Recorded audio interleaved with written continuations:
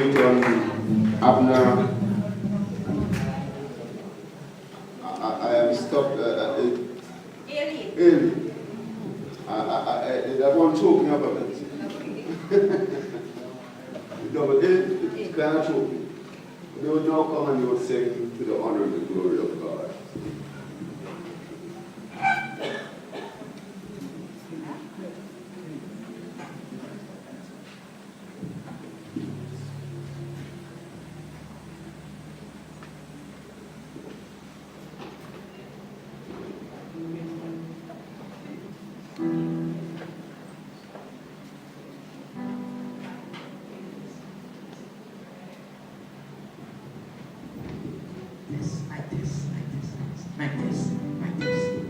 Good afternoon to everyone.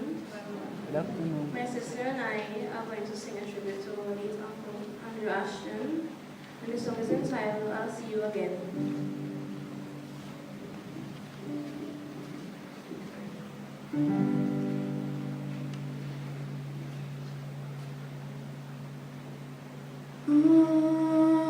Always you be part of me,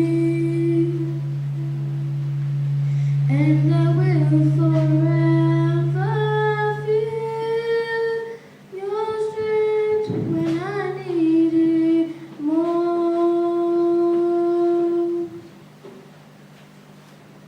You're gone now.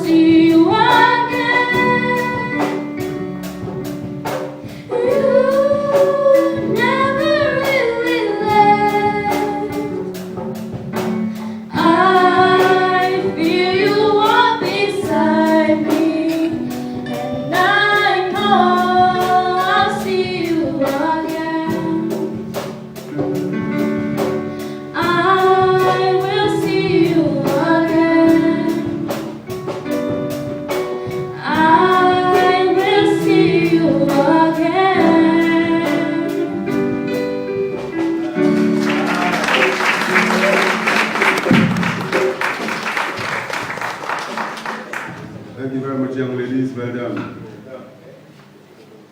want to at this time to invite a good gentleman who we have known for some time around the community. I would want to describe him as a strange young man. Strange but extraordinary. And if anything good can come out of Nazareth, I want you to see. Let me invite the only son of Andrew that I know after Lawrence to come, and he's going to do the eulogy of his father.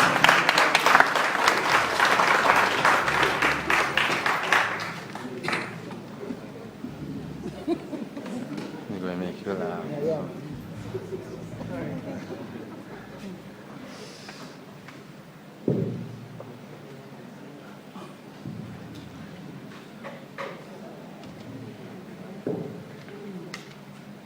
Ladies and gentlemen, good evening. For those of you who don't know me, I am Arthur Lawrence, the only son of the deceased, Andrew Ashton. Firstly, I would like to take this time to thank the Ashton family for entrusting me with the honor of doing this eulogy.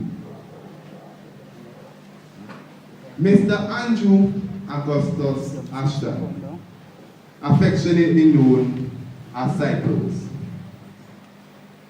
Every time he walked into a room or joined a group of people, he was so tall that everyone else automatically became short. There was no question about that, excepting for some of us, of course. But apart from making everyone short, my dad's presence also brought a feeling of joy, a feeling of love, and a feeling of solidarity that I know were appreciated by his numerous family and friends. Daddy was born in the village of Rosal, this very same village, on the 4th day of June, 1965, to kind and loving parents, Leon Samuel, also known as Stabute, and Dolores Ashton, also known as Doro or Danda. He was sixth in line for his mother. As a young boy, he attended the Rose Hall Primary School. At a tender age, he was so eager to achieve independence and undertake responsibility that he left school to assist his mother, who was very good in farming. It was therefore no surprise when he constructed his own humble home not too far from the rest of his family. However, although he was away from them in terms of living quarters, he was always close to them in terms of relationship. Around the year 1992, my dad became acquainted with my mother, Marcia Lawrence, who is commonly known as Holly. And it was in the year 1993 that my mom gave my dad his best and longest lasting birthday present. A bouncing newborn baby boy that grew up to become his only son, who is standing before you today. It was around the same time that Daddy got the job as a watchman at the same school he once attended, the Rose Hall Government School. And until the time of his early departure from this earthly life, he executed his job faithfully and enthusiastically. His presence at the school compound made many young children afraid to climb that mango tree behind the schoolyard, even after school hours. Even mischief at the school was not even thought of when he was on duty. I remember one time when I was a little boy, there were some young boys making some noise behind the schoolyard. Little did I know that Daddy had a little assignment for me.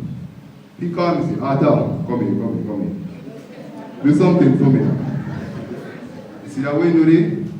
If you stand up by that window there, then I go see you. I go so and talk in my voice and say, hey, I'll move from there.